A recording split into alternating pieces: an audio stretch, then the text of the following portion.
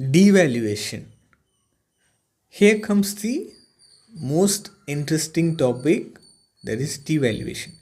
You would have seen in my previous video about appreciation, depreciation of Indian currency. Now we can see what is devaluation. You would have seen in the news that some countries deliberately devalue their own currency to increase exports. Take example of China in 2019. It devalued its own currency to increase the exports. Let's see how this works. Devaluation is reduction in the external value of Indian rupee, same like depreciation. But the difference is depreciation happens naturally, but devaluation is done deliberately to increase its exports. You can clearly see in depreciation the rupee falls naturally, whereas devaluation is deliberately done by the country to bring down the exchange rate of their own currency to increase exports. That is, devaluation is done by the respective government or the monetary authorities. Take the same example of enemy character which I mentioned in previous videos of appreciation depreciation.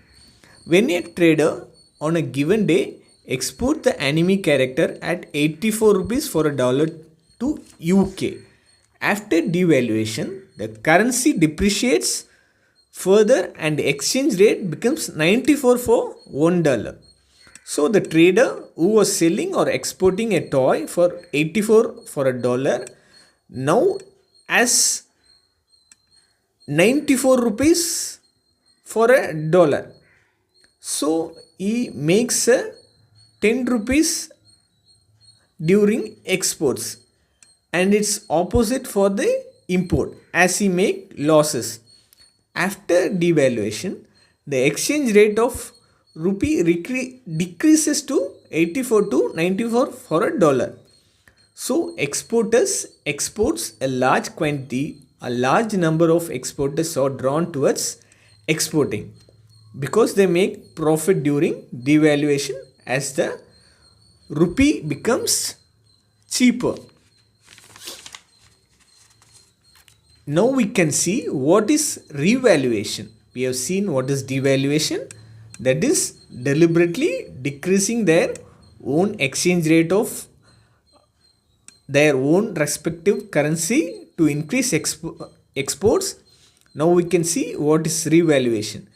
Revaluation is to increase in external value of Indian currency, same like appreciation, but deliberately done by respective country to decrease the exports. Mostly these are done to reduce the exports. For example, when during inflation the tomato prices shoots up to 400 from 40 rupees. By reducing the export of tomatoes, there will be surplus of tomatoes left to be used in domestic country.